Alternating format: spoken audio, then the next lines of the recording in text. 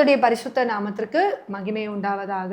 ஆசீர்வாத கன்மலை ஐக்கிய ஊழியத்தின் சார்பிலே கடைசி நாட்களில் எழுப்புதலில் பெண்களின் பங்கு என்ற இந்த பகுதியிலே கர்த்தர் எங்களுக்கு கொடுத்த அனுபவங்கள், எங்களை நடத்தி வந்த பாதைகள், எங்களை உருவாக்கின வழிகளையும் அவர் வெளிப்படுத்தின கடைசி நாட்களுடைய ரகசியங்களையும் உங்களோடு கூட பகிர்ந்து கொள்வதில் மிகுந்த சந்தோஷம் அடைகிறோம். ஏனென்றால் இந்த உருவாக்குதல் எங்களுக்கானது மாத்திரமல்ல, அநேகரை தேவன் திரள் கூட்டத்தை தேவன் தெரிந்து கொண்டு தனக்காக உருவாக்குகிற ஒரு சந்ததியை அவர் வைத்திருக்கிறார். அப்படிப்பட்ட சந்ததி எழும்பத்தக்கதாக ஒரு ஆயத்தத்தை அவர் உண்டு பண்ணி அந்த ஆயத்தத்துல எங்களையும் ஒரு பகுதியாக வைத்திருக்கிறதுக்காய் கர்த்தருக்கு ஸ்தோத்திரிக்கிறோம். இதுவரை நடத்தி வந்த பாதைகளுக்காய் ஸ்தோத்திரம். ஒவ்வொரு அந்த எபிசோட்லயும் ஒரு புது ரகசியத்தை வெளிப்படுத்தி கொண்டே வரார். வெறும் நாங்க அனுபவங்களை மட்டும் சொல்லணும்னு நினைச்சாலுமே ஆவியானவர் அந்த தன்மைக்குள்ள ஒரு காரியத்தை வெளிப்படுத்துறார். இதோட ரகசியம், இதோட வெளிப்படுத்துறார். அப்ப ஆவியானவரோடு இணைந்து நம்ம இந்த காரியங்களை வெளிப்படுத்தும் பொழுது அது அநேகருடைய இருதயங்களை திறக்கும், அநேகருடைய செவிகளை திறக்கும், அநேகருடைய சிந்தையை திறக்கும், அநேகருக்கு ஒரு பூர்ண விடுதலை கட்டளையிடும். தேவன் நினைக்கிற ஜனங்களாய், தேவன் சிருஷ்டிக்கிற ஜனங்களாய் அவங்க மாற்றப்படுவாங்க. இதுல எல்லளவும் சந்தேகம் இல்லை. இந்த பகுதியில் தேவன் சித்தத்தை நிறைவேற்றுகிறவர்களாய். ஆமென், ஆமென். இந்த பகுதியில கூட சில விஷயங்களை நம்ம தியானிப்போம். சொல்லுங்க சிஸ்டர். சிஸ்டர், லாஸ்ட் எபிசோடில் நம்ம பார்த்தோம் வெளிப்படுத்தின விசேஷம். நிறைய காரியங்களை தேவன் வெளிப்படுத்தி நிறைய நாமங்கள் அதில் போடப்பட்டது, வெளிப்படுத்தப்பட்டது, ஜெபங்கள் நடத்தப்பட்டது, அதில் காரியங்களும் போடப்பட்ட ஒரு காரியம் என்னன்னா, ஏன் அந்த வெளிப்படுத்தின விசேஷ விதமாய் அவருடைய ஜனத்திற்கு இந்த கூடுகையில் வெளிப்படுத்தப்பட்டதுன்னு சொன்னீங்கன்னா, நித்தியத்தின் காரியங்கள் அது நிறைய பேசப்பட்டது சிஸ்டர். அதற்குரிய ஒரு நடத்துதலை இதன் மூலமாய் கர்த்தர் செயல்படுத்தினார்னு சொல்லணும். அப்போ அந்த நித்தியத்தின் காரியங்களை பூமியில் இருக்கவங்க எப்படி அதை அறிந்து கொள்வார்கள்? ஏன்னா இயேசுவானவர் கேட்டார் இல்லையா, எப்படி நான் சொல்லதே நீங்க நம்பல அப்படின்ற ஒரு காரியம் வருது பாருங்க. பாரு, இப்போ பூமிக்குரிய காரியத்தை சொல்லும் போது நம்ப மாட்டேங்க, பரத்துக்குரிய காரியங்களை சொல்லும் போது எப்படி அது ஒரு செக் தானே சிஸ்டர். இப்போ எல்லாராலையும் அதை ஏற்றுக்கொள்ள முடியாது. ஏன்னா அந்த இடத்துல சிந்தையின் வாசல் அடைக்கப்பட்டிருக்கிறபடியால், சிந்தைன்ற ஒரு காரியமே வெளிப்படுத்தப்படாது இருக்கிறபடியால் நித்தியத்துக்குரியவைகளை சிந்திக்க நம்முடைய சிந்தை அனுமதிப்பதில்லை. கரெக்ட். அப்போ அந்த சிந்தை திறக்கப்பட வேண்டும். ஏன் திறக்கப்பட வேண்டும் கேட்டிங்கன்னா, அப்போதான் அவருடைய சத்தத்தை நாம் கேட்க முடியும், அவருடைய இருதயம் கேட்க முடியும். அப்போ அந்த சத்தத்தை நாம் கேட்பதற்கு நம்முடைய இருதயம், நம்முடைய சிந்தை திறக்கப்பட வேண்டும் என்று சொன்னால் அதை நாம் முதலில் அர்ப்பணிக்க வேண்டும். அப்போ அதனால தான் சிஸ்டர் நம்ம ஜெபத்துலலாம் அர்ப்பணிக்க சொல்லும்போது ஆவி, ஆத்துமா, சரீரம், சிந்தையை அர்ப்பணிக்க சொன்னார். அந்த சிந்தையின் காரியம்தான் அந்த பரத்திற்குரிய காரியங்களை அவரிடமிருந்து பெற்றுக்கொண்டு நடத்தப்படுகிற அனுபவத்துக்கு மட்டுமல்ல, மற்றவர்களுக்கு சொல்லப்படும் காரியம் உங்கள் மூலமாக சிஸ்டர் மூலமாக வெளிப்பட்டது இல்லையா, இதை நடத்துகிற சிஸ்டர் மூலமாக அந்த காரியங்கள் அடியன் முதற்கொண்டு நிறைய பேருக்கு அது பிரயோஜனப்பட்டு இப்படி தான் நடக்க வேண்டும்ன்றதுக்கு ஒரு முன் உதாரணமாக நடத்துகிற உங்களை கர்த்தர் வச்சிருந்தார் அந்த இடத்துல. அப்போ இந்த காரியம் இப்படி தான் செயல்படுத்தப்பட வேண்டும் என்று பரத்தின் திட்டம் இந்த சிந்தையின் அர்ப்பணிப்போடு செயல்படுவர்களுக்கு மட்டுமே வெளிப்படுத்தப்பட்டிருக்கிறது. ஆமென், ஆமென். அதனால தான் சிஸ்டர் நிறைய இடத்துல அந்த வெளிப்படுத்தின விசேஷம் வரும்போது அதை பற்றி நிறைய டீப்பாக போகிறதுக்கு ஒரு காரியங்கள் நிறைய பேருக்கு அது வெளிப்படுத்தப்படலைன்னு தான் நான் நினைக்கிறேன். நிறைய நீங்கள் சொன்ன மாதிரி நிறைய புக்ஸ் வந்துருவாங்க. சொல்லும் போது பார்த்தீங்கன்னா, இதை எழுதினவர்களாகட்டும், இதை வியாக்கியானம் பண்ணினவர்களாகட்டும், கண்டிப்பா அவங்க ஆவி, ஆத்மா, சரீரம் மட்டும்தான் ஒப்பு கொடுத்துருப்பாங்க. ஏன் இதை மறுபடியும் மறுபடியும் மறுபடியும் நம்ம ஸ்பெசிஃபை பண்றோம்னா, சிந்தைன்றது எவ்வளவு இம்பார்ட்டன்ட் நமக்கு தெரியும். ஏன்னா இது உண்மையாலுமே இங்க சபைகள்ல போதகர்கள் நீங்க நல்லா கவனிச்சீங்கன்னா, இவ்வளவு தூரம் நம்ம சிந்தையை அர்ப்பணிக்கிறோம்னு சொன்னா கூட அவங்க வாயில ஆவி, ஆத்மா, சரீரம் தாண்டி வேற வேற பழகிடுச்சு சிஸ்டர், அதோட பழகிடுச்சு. அப்ப என்னன்னா, அவங்க வாலண்டரியா இந்த மூணுத்தை ஒப்பு கொடுக்குறாங்க, சிந்தையை ஒப்பு கொடுக்கறதே கிடையாது. சிந்தையை ஒப்பு கொடுக்காதனால என்ன நடக்கும்னா, நீங்க செயல்படவே முடியாது, நீ எழும்பவே முடியாது. நீ என்னன்னா, எப்படிப்பட்ட மனநிலை கொண்டு வந்துட்டா, கர்த்தரையே உன்னை தூக்கி விடணும், கர்த்தரையே உன்னை சுமந்து கொண்டு, அதுக்குதான் அந்த வசனங்களை எடுத்து வச்சுப்பாங்க. அவர் உன்னை ஏந்துவார், அவனை சுமப்பார், உன்னை தாளாட்டுவார், உன்னை தோல்ல போடுவார், கீழே போடுவார், எல்லாத்தையும் அவர் பண்ணுவார். அப்படின்னா என்னன்னா, நீ எதையுமே பண்ண மாட்டேன், எல்லாமே அவரே பார்த்து. ஆமா, நான் எதையும் பண்றதுக்கு ரெடி இல்லை, ஆண்டவரே என்னை தூக்கிட்டு போய் பரலோகத்துல இருப்பேன், அப்படி பண்ணவே மாட்டார். ஏன்னா எப்ப சிந்தை திறக்கப்படுதோ அப்பதான் நீ அவருடைய பெலனை அனுபவிக்கிறனா மாறி போக. தேவன் தெளிவா ஒரு காரியத்தை சொல்றாரு, என்னன்னா, என் பெலன் உன்னை நடத்தும். அந்த பெலன் உள்ள இருக்கும்போது நீ என்ன பண்ணுவ, ஓடினாலும் நடந்தாலும் அந்த வசனத்தை ஏன் இந்த இடத்துல கொண்டு வர்றாரு? அப்ப உனக்கு ஓடுற காரியம் இருக்கு. எங்க ஓடணுமோ அங்க ஓடணும், எங்க நிக்க சொல்றாரு அங்க நிக்கணும், எங்க அமர சொல்றாரு அங்க அமரணும், எங்க நடக்க சொல்றாரு அங்க நடக்க, எங்க செயல்பட சொல்றாரு அங்க செயல்படணும். அப்ப அப்படிப்பட்ட வல்லமையும் பெலனும் அவர் உனக்கு தரும் பொழுது அந்த பெலன் தான் தேவ ராஜ்யத்தின் ஒவ்வொரு பாதையா உனக்கு திறந்துகிட்டே வரும். அப்ப உங்களுக்கு என்ன ஒரு கன்ஃபர்மேஷன் உங்களுக்குள்ள இருந்தே வெளிப்படும்னா, நம்ம போறது அவரால் நடத்தப்படுற வழி, இது அவருடைய வழிதான்றத ஒரு உள்ளுக்குள்ள ஒரு பூரண சமாதானம் உங்களுக்கு. வெளியில புயல் அடிக்கிற சூழ்நிலை வந்தா கூட நீங்க என்ன பண்ண மாட்டீங்க, அசைக்கப்பட மாட்டீங்க. அதுதான் அவர் சொல்றாருல, என்ன அதாவது என் ராஜ்யத்துல நிக்கிற நீ வலதுபுறமோ இடதுபுறமோ அசைக்கப்பட மாட்டோம். இல்லைன்னா நம்ம காத்து மாதிரி ஆடிக்கிட்டே இருப்போம், இதுவா அதுவா இதுவா அதுவா. அப்ப தேவன் அதுவே நமக்கு ஒரு அடையாளம் தான். அந்த அசைக்கப்படாத ஒரு தன்மையே எவ்வளவு சூழ்நிலை நமக்குள்ள கிரியைகள் செய்தாலும், எவ்வளவு மனுஷனுடைய வார்த்தைகள் நம்மளை புண்படுத்தினாலும், சத்துருவின் கிரியைகள் எழும்பினாலும், நம்மளை எது அழுத்தினாலுமே அசைக்கப்படாத ஒரு வாழ்க்கை. அது ஏன்னா சிஸ்டர் ஒரு காரியம் போட முடியும், ஏன் தெரியுங்களா? அது வந்தது ஏன் அது அசைக்கப்படாத ஒரு காரியம் அங்கே வருதுன்னா, கர்த்தருடைய சத்தம் கேட்டுக்கொண்டே இருக்கப்பட்டு. ஆமாம், அது ஒரு காரியம் இருக்கு பாருங்க. நிறைய பேர் அதுக்குன்னே கூடுகையில காத்துட்டு இருப்பாங்க, கர்த்தர் பேசுவார் கர்த்தர் பேசுவார். நம்ம கூடுகையில அது இருந்துச்சு. ஆனால் அப்புறம் பார்த்தீங்கன்னா அவர் பேசுவார் அப்படின்ற ஒரு ஆணித்தரமான ஒரு விசுவாசத்தை உள்ள கடந்து போக வச்சார். அப்போ அவரை உள்ளிருந்து பேசுகிற காரியம், அவருடைய சத்தத்தை நம்ம கேட்கிற எங்கே இருந்தாலும் நம்ம அந்த சத்தத்தை கேட்கக்கூடிய ஒரு பழக்கத்திலை கர்த்தர் உருவாக்கினார். அவருடைய ஆவியானவர் நடத்தும் பொழுது, அவருடைய சத்தம் கேட்கப்படும் பொழுது பூமிக்கு அடுத்த காரியங்கள்ல நம்முடைய மனசு ஈடுபடாது. எந்த இடத்துல அவர் எதை கவனிக்க சொல்றோம் அதை மட்டும் கவனிச்சுட்டு நம்ம வந்துருவோம். இந்த காரியம் இருக்கு சிஸ்டர். அது இல்லாமல் நமக்கு பாடுகள் எல்லாருக்குமே அனுமதிக்கப்பட்ட பாடுகள் தான். அந்த இடத்துல நீங்க பாத்தீங்கன்னா அதுல நாம தெளிவா ஒரு விஷயத்த பதிவு பண்ணோம். ஏன்னா நம்ம இது வரைக்கும் நம்ம அதை பண்ணல. ஆனா இப்ப ஆவியானவர் ஏவறதுனால சொல்றேன், நீங்க மற்றவர்கள் போகிற வழிகளை காட்டிலும் அவருடைய ஜனம் என்று சொல்லப்படுகிற அவருடைய வார்த்தையின்படி நடக்கிற அவர் ஆவினால் நடத்தப்படுகிற ஜனங்களுக்கு பாடுகள் அதிகம். ஆமென். அந்த பாடுகள் எப்படிப்பட்ட பாடுகள்னா, எப்படி இயேசு கிறிஸ்து சிலுவையை சுமந்து கொண்டு போனாரோ அந்த சிலுவை அவர் மட்டும்தான் சுமக்க முடியும், வேற யாருமே சுமக்க முடியாது. அதுவும் அவர் அவ்வளவு அடிகள் பட்டு அவருடைய தோல் அவருடைய சரீரம் பிக்கப்பட்டு நம்ம அதை எப்படி ரியலைஸ் பண்ணுவோம்னா, அப்பா பாவம் அவர் அவ்வளோ அடிக்கப்பட்டார், அவர் பாவம், அவர் எதுக்கு அவர் அடிக்கப்பட்டார்னே தெரியாமல் ஒரு கூட்டம் அவருக்காக கண்ணீர் வெடிச்சிட்டு இருக்கோம். ஆனால் அவர் இந்த அந்த பாடுகள், அந்த அனுமதிக்கப்பட்ட பாடுகளை அவர் மட்டும்தான் சுமக்க வேண்டும் என்பது பரலோகத்தின் நீதி, பரலோகத்தின் சட்டம். அப்போ நீங்கள் பார்த்தீங்கன்னா அந்த பாடுகள் அந்த சிலுவையை சுமந்து கொண்டு போய் அந்த இடத்துல அந்த சிலுவையில அறையப்பட்டு தன்னால் எதுவுமே செயல்படுத்தப்பட முடியாத ஒரு நிலையில வந்துதான் தன் ஆவியை அவர் ஒப்பு கொடுக்கிறார். அப்ப அந்த வழி எப்படிப்பட்ட வழி அப்படின்னா, அவர் மட்டும்தான் நடந்து வருகிற வழி, ஒருவருமே கடந்து வராத வழி. அப்ப ஏன்னா மனுஷனுடைய நிந்தனையின் சொற்கள் ஒரு சைடு, மனுஷனுடைய ஏளன பேச்சு ஒரு சைடு, நீ ராஜா வந்தா இறங்கி பண்ணுன்னு சொல்லி அவர் அசட்டை பண்ணின சொற்கள் ஒண்ணு, அவரை விசுவாசிக்கிற கூட்டம், ஐயோ இவர் கூட வந்தா நமக்கு ஒரு கூட்டம் நினைச்சிருக்கோம், இவர் கூட வந்தா நமக்கு வேலைக்கு சாப்பாடு கிடைச்சிடும், இவரை சிலுவையில அறிஞ்சிட்டாங்க, இனிமே நம்ம மறுபடியும் போய் நம்ம பொழப்ப பார்க்கணும்ன்ற எண்ணத்தோட அலைப்பாயிர ஒரு கூட்டம். ஒரு கூட்டம் ஐயோ இவர் தானே, இவரை வச்சு நம்ம நிறைய காரியங்களை யோசிச்சோமே, இன்னைக்கு இவரே இல்லைன்னா நம்ம என்ன பண்றது அப்படின்னு நினைக்கிற ஒரு கூட்டம், அவிவிசுவாசத்தின் கூட்டம். அதுக்கப்புறம் ஆசாரியர்களாம்ப்பா நம்ம நினைச்சதை முடிச்சிட்டோன்ற ஒரு சந்தோஷ கூட்டம். இப்படி பல கூட்டங்கள் அவரை சுற்றி இருந்துச்சு, பல கூட்டங்களை சுற்றி. அது மத்தியில சிஸ்டர் அவரோட பாடுகள் அந்த சரீரத்துல எவ்வளோ ஒரு தாக்கத்தை உண்டாக்கி. ஆமா, அதோட தன்மை அந்த வாரினால் அடிக்கப்பட்ட முதுகு அதோட காரியங்கள்லாம் பார்க்கும்போது சிஸ்டர், அவர் அந்த பாடுகளை 6 மணி நேரம் அந்த ஒரு நாள் அந்த பாடுகளை அவர் சுமந்து கொண்டு போய் அந்த பிதாவின் முகத்தை மறைத்து அவர் என்னென்ன வேதனை படணும்னு அவர் பரலோகம் அவர் மேலே சித்த வச்சிருந்ததோ அத்தனையுமே அவர் பட்டதை ஜெயித்திருந்தார். அப்போ எழும்பும் போது நீங்கள் பார்த்தீங்கன்னா இந்த இடத்துல நிறுத்தப்பட்ட பிள்ளைகள் கூட நான் சொல்லுவேன் சிஸ்டர், அவர்களுக்கு உண்டாகிற பாடுகள் உபத்திரவங்கள் உங்கள் வாழ்க்கையில நான் சொல்லும்போது, உங்கள் காரியத்தில் நீங்கள் நிற்கும் போது ஞாபகம் இருக்கு அவங்களுக்கு, நம்ம 5 பேரும் சேர்ந்து ஒரு ஜெபம் பண்ணிகிட்டே இருந்தோம். அப்போ ஆமாம், அப்போ உங்களுக்கு ஒரு நியூஸ் வந்தது. அப்போ ஆனால் நீங்கள் என்ன பண்ணீங்கன்னா அதை நீங்கள் இனிஷியல் சொல்லவே இல்லை.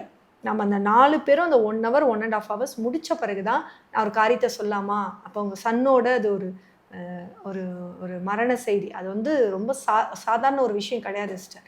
ஆனால் நீங்கள் அதை எப்படி நீங்கள் உங்களை தேவன் எப்படி பலப்படுத்தினார் அந்த இடத்துல, அது எங்களுக்கெல்லாம் பயங்கரமான ஒரு ஆச்சரியம். அப்போ எங்களுக்கு என்னன்னா அதுக்கு முன்னாடியே அந்த காரியங்கள் போடப்பட்டது இருந்தாலுமே அந்த இடத்துல அதை நீங்க கோத்ரூ பண்ணி அதை அவருக்காக விதைச்ச ஒரு காரியமா இருந்து அந்த தன்மையை செயல்படுத்தின காரியம் வந்து சாதாரண ஒரு விஷயம் இல்லை சிஸ்டர். அது கர்த்தர் உங்களுக்கு கொடுத்த ஒரு உன்னதமான ஒரு பலன். ஏன்னா இன்னைக்கு நிறைய பேரோட காரியம் வந்து எனக்கு தெரிஞ்ச ஒரு சிஸ்டர் நிறைய பேரோட காரியம்லாம் கர்த்தருக்காக பயங்கரம் ஊழியம் செய்வாங்க.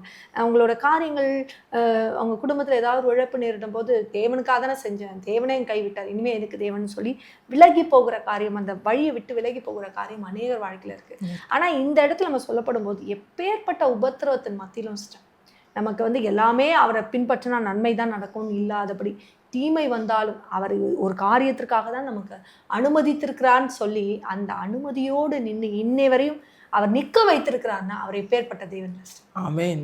அது எங்களுக்கு ரொம்ப ஆவில அவ்வளோ சந்தோஷமா இருக்கும். அப்ப தேவன் அவரோட பலன் இல்லைன்னா ஒண்ணுமே இல்லை சிஸ்டர், நின்று இருக்கவே முடியாது. கண்டிப்பா அந்த இடத்துல அந்த காரியம் சொல்லப்பட வேண்டும். அந்த இழப்பு வந்து ஒரு தாய்க்கு ஒரு பெரிய இழப்பு தான். அந்த நேரத்துல அந்த சூழ்நிலையில மற்ற காரியங்கள் நான் சொல்ல தேவன் அனுமதிக்கல. அந்த இடத்துல அது ஒரு இழப்பா இருந்தாலும் தேவனுடைய ராஜ்யத்தின் காரியத்துல கர்த்தர் உருவாக்கி கொடுத்திருக்கிற அந்த கூடுகையில தேவனுடைய சித்தம் நிறைவேற்றப்படுகிற அந்த தருணத்துல சத்ருவானவன் கொண்டு வருகிற, ஒருவேளை தேவனால் அனுமதிக்கப்பட்டு இருந்தும் சத்ருவானவன் கொண்டு வருகிற போராட்டத்தாலும் இந்த செய்தி வந்திருந்தாலும் அவருக்குள் நிற்க அவருடைய பலத்தால் மட்டுமே முடியும் என்பதை அந்த இடத்துல அவர் உறுதிப்படுத்தினார். அந்த இடத்துல நின்றுட்டதால மற்ற காரியங்கள் அது தொடர்ந்து வந்த காரியங்கள் எதுவும் அந்த அளவுக்கு உள்ள போகல சிஸ்டர், சிந்தைக்குள்ள போகல. அந்த இடத்துல கர்த்தர் நிற்க வச்சார்னா அதுக்கு ஒரு காரியம் இருக்குன்றது மாதிரி தான் எனக்கு போடப்பட்டுச்சு. அப்போ அந்த இடத்துல வந்து இப்போ சொல்லப்படக்கூடாது அப்படின்னு தடுத்ததும் அவர் தான். அப்போ அந்த இடத்துல அந்த நியூஸ் தெரிஞ்சும் அந்த கலக்கம் ஒரு பக்கம் இருந்தாலும் அந்த இடத்துல நின்று அந்த காரியத்தை முடித்த பிறகுதான் அந்த மூச்சே வெளியில வந்தது. அந்த மாதிரி கர்த்தர் வச்சார். சம்பந்திங்களாம் வந்து அங்கே விசாரிக்கிறதுக்காக வந்திருக்காங்க, வெளியில தான் உட்காந்துருக்காங்க, வெளியில கூட போடலாம், அங்கேயே தான் உட்காந்து அந்த ஜபத்தை முடிச்சாவும் இல்லை. கர்த்தர் பலப்படுத்தினார் சிஸ்டர். அது கண்டிப்பாக அது ஒரு சராசரியான ஒரு தாய் ஒரு பெண் அந்த இடத்துல இருந்து செயல்படுத்தியிருப்பாலும் தெரியாது. கண்டிப்பாக அது என்னால் முடியல, அது கர்த்தர் தான் அதை நடத்துறதுக்கு பலத்தை கொடுத்தார்.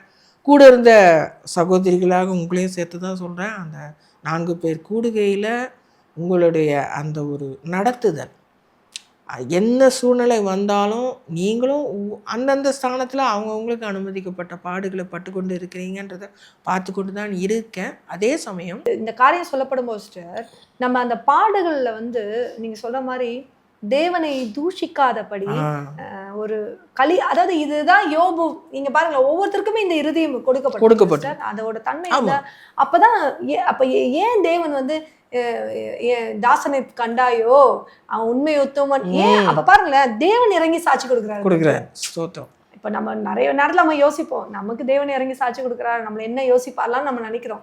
ஆனா தேவன் பாருங்களேன், அந்த யோபுக்கு அவர் அந்த வார்த்தையை சொல்லும் போது அந்த சத்ரு எவ்வளோ அவன் முடிஞ்ச அளவுக்கு அந்த 4 அவன் சிந்தையில ஆவியில ஆத்மாவில சரீரத்துல 4த்தையும் கொடுத்துட்டான்.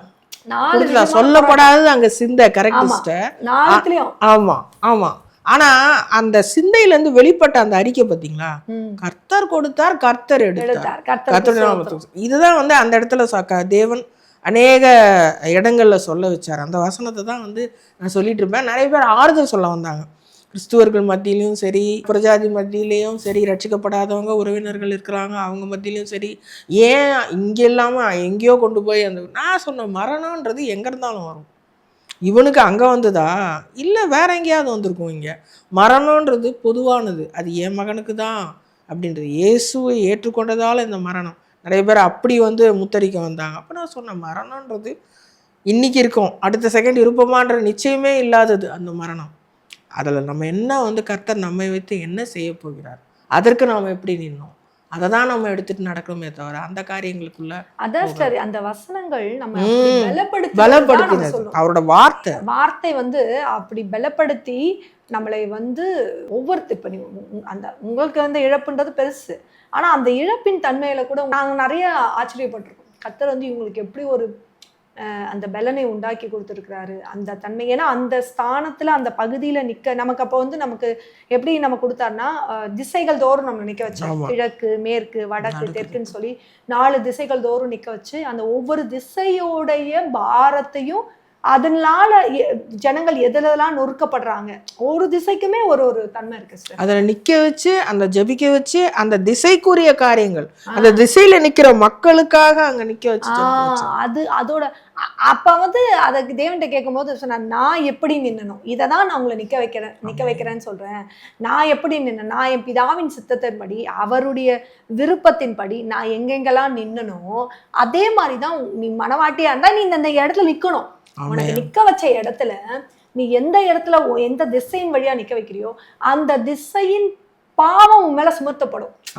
அத வந்து நம்ம நோக்கம் வந்து நான் தான் சுமக்கணும்னு அடையாளம் கிடையாது சிஸ்டர். ஆனா அந்த அக்கிரமம், அந்த அநியாயம், அந்த சீர்கேடு சுமத்தப்பட்டு நம்மளோட கேரக்டர் அப்படியே மாறும். அது வந்து நிறைய நேரங்கள்ல யோசிச்சு உண்டு. நம்ம வந்து இப்படிப்பட்ட கேரக்டரா இல்லையே, இப்போ சமீப காலத்துல எப்படின்னா அப்ப சொல்றாரு, இது மேல பொருத்தப்பட்டிருக்கு, இது இப்ப நீ இந்த இடத்துல விண்ணப்பம் பண்ற, அப்ப பண்ணும்போது இப்ப இந்த சீர்கேட்டை நான் தூக்கி நான் விடுதலையாக்குவேன். அது ஒரு பிராக்டிக்கல் அனுபவம் மாதிரி போச்சு இல்ல சிஸ்டர்? இது வரைக்குமே சிஸ்டர் நான் அதை தான் நான் பல நேரங்கள்ல நான் பதிவு பண்ற ஒரு விஷயம் என்னன்னா, நம்ம வந்து உட்கார்ந்து தியானிச்சு கத்திரத்துல இருந்து வார்த்தை எடுத்துக்கொண்டு வர சந்ததியா இல்ல. இது வரைக்குமே தேவன் நம்மள நடக்கல.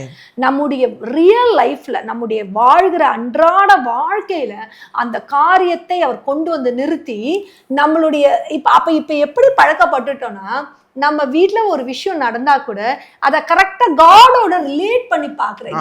வழி என்ன, இதை அனுபவிச்சிருக்கிறாரு, அப்ப இதோட வழி என்ன, இது இந்த சந்தோஷத்தை கொடுத்திருக்கிறாரு, இதுக்கு பின்னாடி என்னன்றத நம்ம ரிலேட் பண்ணி கோரிலேட் பண்ணி பாக்குற ஒரு அனுபவத்தை நம்ம கொடுத்திருக்காங்க. ஏன்னா நம்ம நிறைய நேரங்கள்ல நம்ம கிறிஸ்துவ வாழ்க்கை எப்படி இருக்குன்னா தனியா பாப்போம், இது தனி, இதுக்கு சம்பந்தம் இல்ல. நம்முடைய ரியல் லைஃப், நம்முடைய குணங்கள், நம்ம நடக்கிற எண்ணங்கள், நம்ம செயல்படுற காரியத்துக்கும் சர்ச் லைஃபுக்கும் சம்பந்தம் இருக்கு. சர்ச் லைஃப்ல நம்ம ரொம்ப உத்தமமா ஃபீல் பண்ணுவோம், உண்மையா நம்ம நிற்போம். ஆனா வெளி உலகத்துல அப்படியே மாறுதல. இது ரெண்டுமே கோயின்சிடே ஆகாது. இத வந்து நம்ம ஃபீல் பண்ணதும் கிடையாது. ஆனா தேவன் சொல்ற ஒரு காரியம் என்னன்னா, இது ரெண்டும் இணைக்கப்பட்டு இங்கேயும் என் ஆளுகை வரணும். அப்ப அதுக்குதான் அவர் சிந்தையை ஓபன் பண்ணாரு. அந்த சிந்தையை ஓபன் பண்ணி நமக்கு பண்ணும்போதுதான் நம்மளால நம்மளுடைய ஆவிக்குரிய ஜீவித்துக்கும் இந்த அதை செயல்படுத்துற விதத்துக்குமான கனெக்ஷன். அப்ப அந்த கனெக்ஷன் எப்படி வந்துச்சு அப்படின்னு பாத்தீங்கன்னா, நம்மளுடைய அன்றாட வாழ்க்கையில, நம்மளுடைய இயல்பான காரியங்கள்ல நடக்கிற ஒரு நிகழ்வுக்கும், நடக்க முடியாத ஒரு நிகழ்வுக்கும், நம்ம பிரயாசப்பட்டும் நடத்த முடியாத ஒரு நிகழ்வுக்கும் தேவனுடைய காரியத்திற்கும் என்ன ரிலேஷன், ஏன் இதை அனுமதிக்கிறாரு, இந்த அனுமதிக்கு பின்னாடி என்ன இருக்கு, அப்ப இது காத்திருக்க சொல்றானா அப்படின்னு சொல்லி அதை ஆராய்ந்து பார்க்கிற ஒரு உணர்வு இருக்கு. அதே மாதிரி அவருடைய எதிர்பார்ப்புக்கு நம்மளுடைய நடத்துதலை நாம் அர்ப்பணித்து கடந்து சென்றோம் சிஸ்டர். நம்ம சுயம் அந்த இடத்துல வந்து ஒடுக்கப்பட்டது. அவருடைய ஆவியானவரால அது ஒடுக்கப்பட்டது. ஆவியானவர் சொல்வதை சபைகளில் காதுள்ளவர் கேட்க கடவுள் அடிக்கடி சொல்றாரு பாருங்க. அந்த வார்த்தை, அந்த சிந்தைக்கு அந்த ஆவி ஆத்மா சரீரம் ஒடுக்குதல் இருந்தாதான், நான் சொல்றது மாம்சத்துக்குரிய அந்த ஒடுக்குதல், அது இருந்தாதான் தேவனுடைய சத்தம் கேட்கப்படும் சிஸ்டர். அது அவருடைய எக்கால சத்தம் கேட்கணும்னா, சமீபமா சகோதரி தேவனுடைய ராஜ்யத்தின் எக்கால சத்தத்தின் மூலமா கொடுக்கப்பட்ட செய்திகள்லாம் அந்த பெரும் சத்தம் அப்படின்னு வெளிப்படுத்தின விசேஷத்துல கொடுக்கப்பட்டிருக்கு. இந்த பெரும் சத்தம் கேட்கப்பட வேண்டும் என்று சொன்னால், கேட்டுக்கொண்டிருக்கிற நீங்கள் உங்களுடைய ஆவி ஆத்மா சரீரம் சிந்தையை தேவ சமூகத்துல ஒப்பு கொடுத்து இந்த செய்தியை நீங்கள் கேட்கும் பொழுது இதனினும் பெரிய வெளிப்பாடுகளை தேவன் உங்களுக்கு கொடுப்பார்.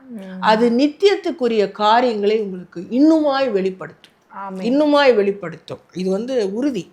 அதனாலதான் இந்த சத்தம் கேட்கப்படும். இந்த பெருஞ்சத்தம் கேட்கறதுக்காக தான் அந்த சிந்தையை ஒப்பு கொடுக்கணும். கர்த்தர் அடியார்களை நடத்தி கொண்டு வருகிறார். இந்த இடத்துல சொல்றதும் அவர் தான். இந்த மகிமை அவருக்கு மட்டுமே செலுத்தப்பட வேண்டும். அதே போல நீங்க இந்த வெளிப்படுத்தல பார்க்கும்போது நம்ம அந்த தன்மையிலேயே நம்ம பார்க்கும்போது ஒரு காரியம் அவர் வெளிப்படுத்துறாரு. என்னன்னா, அந்த வெளிப்படுத்தல அவர் ஒவ்வொரு சபைகளுக்கும் சொல்லப்படும் பொழுது ஆவியானவர் சொல்லுகிறதை காதுள்ளவன் கேட்க கடவுள். உங்களுக்கு கூட காரியத்துல வெளிப்படுத்தும் போது சொன்னார் பாத்தீங்களா, யாரெல்லாம் நித்தியத்திற்குன்னு பேர் எழுதப்பட்டிருக்காங்களோ, ஆமென், நித்திய ராஜ்யத்துக்குன்னு பேர் எழுதப்பட்டிருக்காங்களோ, அவருடைய ராஜ்யத்துக்கு முன்குறிக்கப்பட்ட அவர்களுக்கு தான் இந்த சத்தம் கேட்கப்படும். ரெண்டாவது சிஸ்டர், இதுல பாத்தீங்கன்னா ஒவ்வொரு சபையின் பேரை சொல்லி இந்த சபையினுடைய அந்த ஜனத்தன்னு நம்ம வச்சுக்கலாம். அந்த ஜனத்தினுடைய குறைகள், நிறைகள், இது என்னன்றத சொல்றார். நிறைகளுக்கு அவர் கொடுக்க போற ரிவார்டு என்ன, இந்த குறைகளை நீ வச்சிருக்க, இது நீ இப்படி மாத்திட்டீங்கன்னா இந்த ரிவார்டை உனக்கு தருவேன் அப்படின்ற காரியம். இதுதான் நித்தியத்துக்குரிய காரியங்கள். இதைத்தான் கர்த்தர் நமக்கு வெளிப்படுத்தணும்னு இந்த காலத்துல நினைக்கிறார். ஆனா நம்ம என்ன பண்றோம்னா, அந்த பூமிக்குரிய காரியங்கள் நம்ம சென்ற வாரத்துல கூடுகையில நம்ம பேசி கொண்டது போல பூமியின் காரியங்களே நம்ம நினைச்சிடுறோம் சிஸ்டர். அந்த அளவுக்கு. ஏன்னா இந்த பூமியானது அந்த உலகத்தின் அதிபதி கிட்ட இருக்கிறதால, அவங்கிட்ட இருக்கிறதால இந்த சத்தம் நமக்கு கேட்கப்படுறது இல்லை. ஏன்னா நம்ம இந்த சிந்தையை ஒப்பு கொடுக்க இடத்துல ஒரு இடங்களை வைத்திருக்கிறாங்க. அதனால்தான் நம்மளால அந்த சிந்தையை ஒப்பு கொடுக்க முடியல, அவருடைய சத்தத்தை கேட்க முடியல. நம்மளுடைய குறைவுகளை ஆராய்ந்து அறியக்கூடிய அந்த சத்தம், அதுதான் இப்போ தேவனுடைய ராஜ்யத்தின் எக்கால சத்தமாய் வெளிப்பட்டு கொண்டிருக்கிறது.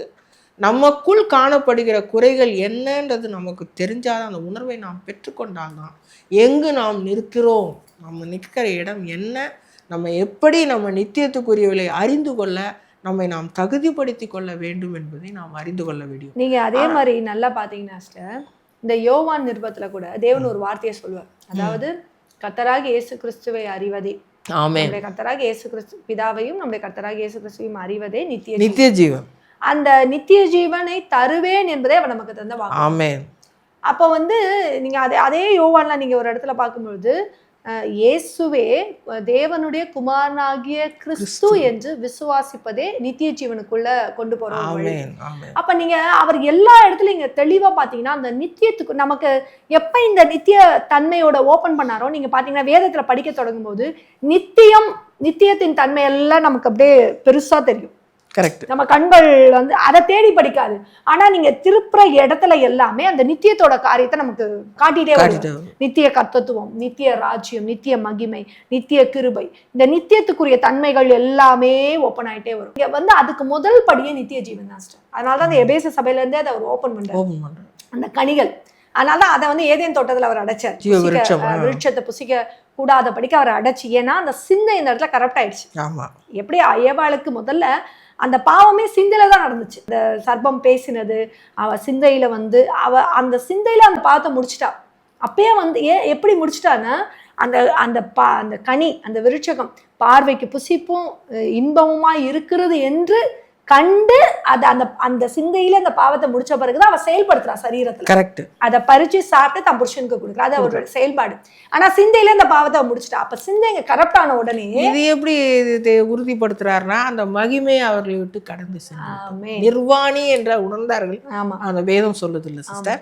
அப்ப அந்த மகிமை எடுக்கப்பட்டதால் தானே நிர்வாணின்றது அவங்களுக்கு தெரியும். ஆமா ஆமா. அதே போல அவங்களுடைய எப்ப அந்த சிந்தையை அந்த மாம்சம் மூடிடுச்சோ, அதுக்கப்புறம் அந்த சரீரத்தின் செயல்பாடுகள், அந்த வேதனை, அந்த இது எல்லாமே அவங்க லிட்டரலா உணர தொடங்கிட்டாங்க. அதனால்தான் அந்த மகிமையை விட்டு அவங்க பிரிகிற ஒரு உன்னதமான மகிமையை விட்டு வெளியே வந்துட்டாங்க. வெளியே வரும்போது அவங்களுக்குள்ள என்ன வந்துருச்சு அப்படின்னு நீங்க இன்னொரு காரியம் சிஸ்டர், நீங்க சொல்லும் போது போடப்படுது, அவங்க 2 பேரும் அவர் கூட இருக்கும்போது அந்த மகிமை அவங்களை விட்டு எடுபடாம இருக்கும்போது அவருடைய சிந்தை அந்த இடத்துல கரப்ட் ஆகிறதுக்கு முன்னாடி அவருடைய சத்தத்தை அனுதினம் ஆமென் ஆமென். அவர் உலாவறாரு, இந்த டைம் தான் வருவாரு, அவருடைய சத்தம் கேட்டு அவங்களுக்குள்ள அவரோடவே சஞ்சரிக்கிற ஒரு அனுபவம். ஆமென். அந்த அனுபவத்துக்குள்ள அவங்க இருந்தாங்க. அதனால மறுபடியும் தேவன் இந்த அனுபவத்தை நமக்கு தரத்துக்கு அவர் அந்த சிந்தையின் வாசல மூடிட்டாரு. அதுக்கப்புறம் பாத்தீங்கன்னா அந்த சிந்தையின் வாசல திறக்கவே இல்லை. அதுக்கப்புறம் தான் இந்த 3 தன்மை, இந்த ஃபர்ஸ்ட்ல இருந்தே அந்த சரீரத்தோட அந்த பலிகள், இதெல்லாம் வந்துட்டே இருந்ததுனால தான் இயேசுவாய் அந்த ஆத்தும ரட்சிப்பை கொடுத்து, அப்புறம் அதன் வழியா அவர் ஜெயித்தெழுந்த வல்லமை உள்ள தன்மையாய் பவுலுக்கு தன்னை வெளிப்படுத்தி அந்த சிந்தையின் ரட்சிப்பை கொடுத்து, யோவானுக்கு ஆவின் இருதயத்தோட தன்மையா கனெக்ட் ஆகி யோவானுக்கு ஆவின் ரட்சிப்பை வெளிப்படுத்துறாரு. ஆனாலுமே வெளிப்படுத்தின அவர்களுக்கு இதுதான் தெரியாது. நீங்க நல்லா பாருங்க, நம்ம ஜெனரேஷன், நமக்கு தேவன் இந்த வேதத்தை எழுதி கொடுத்தது, வேதத்தின் மகத்துவங்களை காணும்படி என் கண்களை திறந்தாலும் சொல்றது எவ்வளோ ஒரு பெரிய அந்த ஆரம்பத்திலிருந்து அந்த முடிவு வரைக்கும். இப்போ நீங்கள் பார்த்தீங்கன்னா அந்தந்த காலங்களில் வாழ்ந்தவங்களுக்கு அந்தந்த தன்மை மட்டும் தான் வெளிப்பட்டிருக்கும். நீங்கள் இன்னொன்று பார்த்தீங்கன்னா ஏசாயா, எரேமியா, எசேக்கியேலோட நிருபங்கள்லாம் நீங்கள் பார்த்தீங்கன்னா தீர்க்கதரிசன காரியங்களாக பார்க்கும்போது இப்போ இசைக்கேலுக்கே ஒரு தீர்க்கதரிசனம் வெளிப்படுது, ஏசாயாவுக்கே ஒரு தீர்க்கதரிசனம் வெளிப்படுது. அவர் போய் நீ இந்த ஜனங்களுக்கு சொல்லு, இப்படி நின்று சொல்லுன்னு சொல்லும்போது அவர் சொல்றாரே தவிர அது அவருக்கு நடந்ததா, அதுக்கப்புறம் அது நிறைவேறுச்சா, அதோட தன்மை என்னன்னே அவருக்கு தெரியாது. ஆனா இன்னைக்கு கடைசி நாட்களில் எழும்பி நிற்கிற சந்ததி எல்லாத்தையும் ஆரம்பத்துல இருந்து லாஸ்ட் வரைக்கும் கோரிலேட் பண்ணி பார்க்கணும். நம்ம அந்த காலங்களை வாழல. கிட்டத்தட்ட ஒரு 6000 வருஷ காலகட்டத்தோட தன்மை, அது கிட்டத்தட்ட 2000 வருஷ காலத்துக்கட்டத்தோட தன்மை. ஆனா இதை எல்லாத்தையும் ஒரு திசையிலேருந்து இன்னொரு திசை அப்படியே ஒன்று கூட்டி அதை நம்ம ஆராய்ந்து பார்க்கக்கூடிய ஒரு அம்சத்தை தேவன் நம்ம கையில கொடுத்துருக்குது. எவ்வளவு பெரிய உன்னதமான காரியம். இப்போ யோவான் கூட அந்த பத்ம தீவுல இருக்கும்போது தேவன் வெளிப்படுத்தினதை அவர் பார்த்து எழுதினார். அவர் எழுதின இன்னொருத்தர், அவர் கூட இருந்த ஒரு உதவியாளர். அப்ப அவர் பார்க்குறாரு, அதை சொல்றாரு, எழுதுறாரு. அவ்வளவுதான் அவருக்கு தெரிஞ்சது. இது என்ன காரியம் ஆண்டவரே, இது நீ உனக்கு தேவையில்லப்பா, இது பின் சந்ததி. அப்ப நீங்க அந்த இடத்துல பார்க்கும்பொழுது நாம் தான் பாக்கியவான்கள். ஏனென்றால் தானியேலை காட்டிலும் பெரியவர். ஆனா தானியேலுக்கு வெளிப்படுத்தின எந்த ரகசியம் தானியேலுக்கு புரியல. தானியேல் சொல்லும் போது முடிவு பறைந்து நீ போய் இறைப்பாரு, உன் காலம் வரும்போது நீ எழுந்துக்கோ. ஆண்டவர் இது என்ன, என் சிந்தை கலங்குச்சு, என் எண்ணம் கலங்குச்சின்னு சொல்றாரு. இது உனக்கு இப்ப வெளிப்படாது, இது வெளிப்படும் பொழுது வெளிப்படும். ஆனா இன்றைக்கு அவர் சந்ததிக்கு அத்தனையும் வெளிப்படுத்தினார். நம்ம கோரிலேட் பண்ற எல்லாத்தையும், தானியேலோட காரியத்தை வைத்து, எசேக்கியேலோட காரியத்தை வைத்து, ஏசாயாவோட காரியத்தை வைத்து, யோவானோட காரியத்தை வைத்து, அப்ப வேதத்தோட அந்த வைடர்ல எல்லாத்தையும் அவர் கொண்டு வந்து நிறுத்துறாரு. அது கூட சிஸ்டர் ஒரு தடவை அவர் வெளிப்படுத்தும் போது ஒரு விதமா இருக்கும், இன்னொரு தடவை பாத்தீங்கன்னா வேற ஒரு பரிமாணத்துல வெளிப்படுத்தும். ஆமா, வேற ஒரு அதே காரியம் தான், ஆனா வேற விதமா அது வெளிப்படுத்துவார். அதெல்லாம் மகத்துவமான ஒரு அனுபவங்கள். உண்மை சார். ஏன்னா இதுல ஒரு விஷயம் நம்ம பார்க்கும்போது நம்ம சில விஷயத்துல அதுக்கப்புறம் தான் நம்ம நிறைய புத்தகங்கள் படிக்கிறத விட்டுட்டோம். அதுக்கு முன்னாடி வரைக்கும் நிறைய புத்தகங்கள் படிச்சு அதுக்கப்புறம் அந்த தேவன் அந்த புத்தகத்தை படிக்கிறேன். ஏன்னா புத்தகத்துல சொல்லப்படுற காரியத்தை காட்டிலும் தேவன் வெளிப்படுத்துறது உன்னதமான காரியம், ஆக்டிவா இருந்தது காரியத்தை செயல்படுத்துறதுக்கு. அந்த வழியில தான் நம்ம நடக்கணும்னு சொல்லுங்க. அதுக்கப்புறம் நிறைய புத்தகங்கள், ஆவிக்குரிய புத்தகங்கள்லாம் படிக்கிறதை தாண்டி இந்த வேதத்தின் ரகசியங்களை, மகத்துவங்களை பார்க்கிற தன்மைக்குள்ள அவர் கொண்டு வர்றாரு. ஏன்னா சிஸ்டர் நீங்க சொல்லும் போது ஒரு காரியம் போடப்படுது, சம்டைம்ஸ் அந்த புஸ்தகங்கள் கூட நம்மளோட மைண்டை கரெக்ட் பண்ணும்ல, சிந்தையை கரெக்ட் பண்ணும். ஏன்னா அது ஒருத்தருக்கு வெளிப்படுத்தி எழுதணும். அது என்ன அவங்களுடைய நிலைகளை வைத்துதான் அந்த காரியங்கள் வெளிப்படுமே தவிர அது தேவ ராஜ்யத்தின் தன்மைக்குள்ள நம்மளை நடத்தி போகும். அது இந்த பூமியில நாம் எப்படி ஒழுக்கமா வாழலாம், இந்த பூமியில எப்படி இன்னும் தேவனோட கூட இணைக்கப்படலாம், நம்ம ஜெப வாழ்க்கை எப்படி அதிகரிக்கலாம், எப்படி தேவனோட சம்பாதிச்சுக்கலாம், இப்படிப்பட்ட காரியங்கள் தான் அநேகருடைய தேவதாசர்கள். ஏன்னா அந்த ரகசியம் அதை தாண்டி வெளியே போகாது. எப்ப அவர் அதை தாண்டி ஒரு வேற ரகசியத்தை வெளிப்படுத்துறாரோ அப்ப அவர்கிட்ட இருந்து மட்டும்தான் அந்த ஊற்று வரணும், வேற யார்கிட்ட இருந்தும் வராது. அப்ப நாம் அவர்கிட்ட இருந்து புறப்படுற ஊற்று தான் நமக்கும் ஒரு விடுதலை உண்டாக்கும். நம்ம வழியா அந்த காரியங்கள் வெளிப்படும் பொழுது மற்றவர்களுக்கும் ஒரு விடுதலை உண்டாக்கும். அதனால கர்த்தர் நல்லவர். கர்த்தர் கொடுத்த இந்த வேலைக்காய் கோடான கொடி சோத்திரம்.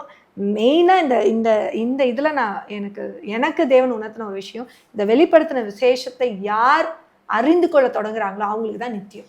ஆமென் ஆமென். அந்த நித்தியம், ஏன்னா நித்திய ஜீவனை, நித்தியத்துக்கு ஒரு அத்தனை காரியம் நீங்க அதுலதான் வெளிப்படுது. நித்திய ஜீவனை, நித்திய உடன்படிக்கை, அதே போல நித்திய, அதே போல கிறிஸ்து என்னும் நாமம் அது சொல்லப்படணும்ல. அந்த இடத்துல வெறும் ஏசுன்னு சொல்லிட்டு போறது வேற, கிறிஸ்து என்னும் நாமமே நித்தியத்துக்கு நேரா நடத்துற நாமம். ஆமா, அதுதான் பரலோக ரகசியத்தையும் பரலோக திறவுகோள் கதவுகளையுமே திறக்கிற நாமம். அதுதான் பவுல் அடிக்கடி கிறிஸ்து இயேசுன்னு சொல்லுவார். ஆமா, எவ்வளவு கிறிஸ்து இயேசு. அதுக்கப்புறம் தேவதாசன் சொல்லும்போது கூட இதுக்கான டிஃபரன்ஸ் அவர் சொன்னார். அவர் ஏன்னா நம்ம இந்த காரியத்துக்குள்ள நடத்தப்படும் போது கரெக்டா அவரோட லிங்க் நம்ம கனெக்ட் ஆகி அப்ப அதை கேட்கும் போது அவர் சொன்னார், இயேசு கிறிஸ்துவும் கிறிஸ்து இயேசுக்கும் வித்தியாசம் இருக்கு. கிருபையிலிருந்து சத்தியத்துக்கு வர்றது வேற, சத்தியத்திலிருந்து நித்திய கிருபைக்கு போறது வேற. நித்திய கிருபை பாத்தீங்களா, கிறிஸ்து நித்தியம் அந்த தன்மைக்குள்ள போறது வேறன்ற ஒரு அழகான ஒரு வெளிப்பாட்டை அந்த தேவதாசன் மூலமாய் கர்த்தர் நமக்கு கொடுத்து நமக்கு உறுதிப்படுத்தினார். அதாவது எப்படின்னா திரும்ப அவர் ஜனங்களுக்கு அவர் எதை பிரயோஜனமானவைகளை போதித்து நீ நடக்க வேண்டிய வழியிலே உன்னை நடத்துகிற தேவனாக கர்த்தர் சொல்றார். அப்போ பிரயோஜனம் எது தேவை, எது நம் வாழ்க்கையை சீர்திருத்தும், எது நம் வாழ்க்கையை மாற்றும் என்று அறிந்தவர் ஒருவர் தான். அப்போ அந்த பிரயோஜனமானவர்களை நமக்கு போதிக்கிறார். அந்த பிரயோஜனமானவைகள் ஒருவேளை எல்லாவற்றையுமே தேவன் நமக்கு வெளிப்படுத்த முடியாது, ஆனா சில விஷயங்களை நாம் அறிந்து கொள்ளும் வண்ணமாக சில இன்சிடென்ட்ஸ் நமக்கு நடக்கும். சில தேவதாசர்கள் வழியா அந்த காரியங்களை உறுதிப்படுத்துவார் மூலமா. அதனால டோட்டலா நம்ம அதுக்கு எதிர்த்து இல்ல. ஆமா, அதையும் நம்ம பார்க்கலாம். ஆனா அவர்கள் மூலமா அதை வெளிப்படும் உறுதிப்படும். ஆமா, அந்த உறுதிப்பாடு நமக்கு எப்படி வரும்னா இன்னும் நம்முடைய ஆவிக்குரிய வாழ்க்கையை, மாளிகை இன்னும் இசைவாய் கூட்டி கட்டுகிற ஒரு உன்னதமான அனுபவத்துக்குள்ளே நம்ம நடத்தி கொண்டு போகுது. கர்த்தருடைய பரிசுத்த நாமத்துக்கு சோத்திரம். இந்த வேளையில கூட இந்த எபிசோட்ல நம்ம நேரம் போறதே தெரியல, ஆரம்பிக்கிறோம், அது நேரம் போறதே தெரியல. கர்த்தருக்கு சோத்திரம். அதே போல இதை கேட்டுக்கொண்டு இருக்கிற அநேகருடைய இருதயங்கள் பெண்களாகட்டும் ஆண்களாகட்டும் இதை வாஞ்சித்து கேட்டுக்கொண்டிருக்கிற அநேகருடைய இருதயங்கள் இந்த நாளில் ஞான இருதயம் உள்ளவர்களாய் ஆமென். ஏன்னா ஞானம் பரத்திலிருந்து தான் புறப்படும். இதுவரை இருந்த ஞானம் மாதிரி அல்ல. இந்த ஞானம் அது சுத்தம் உள்ளதாயும் இணக்கம் உள்ளதாயும் பரிசுத்தம் உள்ளதாயும் இருக்கும், சமாதானம் உள்ளதாயும் இருக்கும். இந்த ஞானம் பரத்திலிருந்து புறப்படும் போது அது பிரயோஜனமானவர்களை நமக்கு போதித்து நாம் நடக்க வேண்டிய வழியை காட்டி நம்மை செயல்படுத்துகிற ஒரு ஞானமாய் அது வெளிப்படுத்தும். அப்படிப்பட்ட ஞானத்தால அவருடைய ஜனங்களுடைய இருதயங்கள் நிரப்பப்படணும். அவர்கள் நித்தியத்திற்காக தன்னை ஆயத்தப்படுத்திக் கொள்ளணும். நித்திய ஜீவன் ஒருத்தருக்கு வந்துருச்சுன்னா என்ன ரிசம்பிள், என்ன சிம்டம்ஸ், அது மட்டும் நம்ம ஒரே வார்த்தையில சொல்லிடலாம். நீங்க நித்திய ஜீவனை அடைஞ்சிட்டீங்க, நித்திய ஜீவன் உங்களுக்குள்ள கிரியை செய்ய தொடங்குச்சுன்னா உங்களுக்கு பரலோகத்தின் அடுத்த படிநிலை ஓப்பன் ஆகும். ஆமென். அடுத்த படிநிலை ஓப்பன் ஆகும். அதாவது பூமிக்கு உரியவர்களா இருக்க மாட்டோம், பூமியில தான் இருப்போம். அது ஃபர்ஸ்ட் நிலையிலே வந்துரும் சிஸ்டர். ஆனா இந்த நித்திய ஜீவனுக்கு நேராய் நடத்தப்படுகிற ஒரு நிலை நமக்கு எப்படிப்பட்ட நிலையை காட்டும் அப்படின்னு பாத்தீங்கன்னா, நம்முடைய சிந்தை முழுசுமே பரலோகத்தின் அடுத்த படிநிலைக்குள்ள போகும். நமக்கு தேவன் அப்படிப்பட்ட அனுபவங்களை கொடுக்கணும். நம்ம கேட்டுக்கொண்டிருக்கிற அநேக தேவ பிள்ளைகளுக்கும் தேவன் அப்படிப்பட்ட அனுபவங்களை தரும் பொழுது அவர்கள் அநேகருக்கு ஜீவ விருட்சத்தை போல. ஆமென். கர்த்தர் தாமே அவங்களை ஆசீர்வதிப்பாராக. நம்ம ஒரு ஜெபம் பண்ணிடலாம். பரிசுத்தமுள்ள தேவனே, இந்த நாளிலே இந்த நித்திய ஜீவனை குறித்து தேவன் எங்களுக்கு வெளிப்படுத்தின வார்த்தைக்காய் ஸ்தோத்திரம். இதை நாங்கள் பெற்றுக்கொள்ளவும் ஆண்டவரை, இதை கேட்டுக்கொண்டிருக்கிற அநேகருக்குள்ளும் அந்த நித்திய ஜீவன் உண்டாகும். அப்பா நீர் கிரியை செய்யுங்க. உம்மோடு கூட இணைக்கப்படுகிற ஒரு உன்னதமான வாழ்க்கைக்குள்ள தேவனுடைய ஆலயத்திலே நாட்டப்பட்டவர்களாய், தேவனால் எழுப்பப்பட்டவர்களாய், தேவனால் நடத்தப்பட்டவர்களாய் எங்களை மாற்றுங்க. எங்கள் ஆவி ஆத்மா சரீரம் சிந்தை மனப்பூர்வமாய் நீர் மாத்திரமே கிரியை செய்யுங்க. கிறிஸ்து இயேசு நாமத்தில் பிதாவே, ஆமென். ஆமென். God bless you. God bless you. Praise the Lord.